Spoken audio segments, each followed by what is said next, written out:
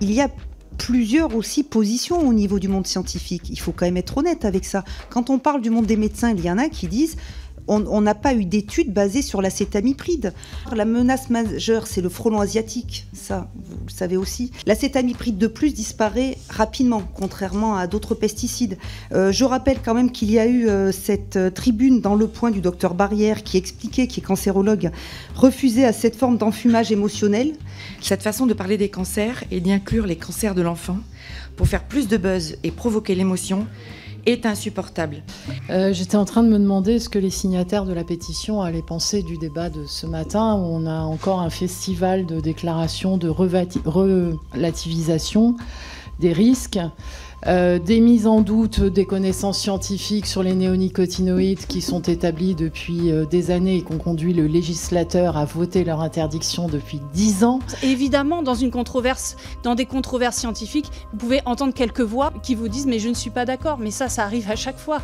Mais quand vous avez des institutions dans leur ensemble qui prennent des positions pareilles, quand vous avez par ailleurs des études collectives de l'INSERM, de l'IPBES, de l'INRAE et tant d'autres qui vous disent il y a une corrélation entre les cancers et l'acétamipride et les néonicotinoïdes, il faut agir. Et puis rappeler que la souveraineté alimentaire, ce qui la menace, c'est le dérèglement climatique, c'est l'effondrement de la biodiversité. Et qu'on doit travailler sur des réponses agricoles, sur des réponses techniques qui préservent le climat, qui préservent la biodiversité si on veut continuer d'avancer. Quand on aura compris que quelle que soit la molécule qu'on utilise, on n'est pas sur des molécules sélectives et que ces molécules qui visent à faire disparaître le balanin ou la punaise diabolique font disparaître aussi les prédateurs de ces parasites, on aura tout compris. Et que ce soit l'acétamipride, la deltamétrine ou les pyréthrinoïdes, ça n'est pas la bonne réponse. La bonne réponse, c'est la restauration des écosystèmes en équilibre et qui fonctionnent.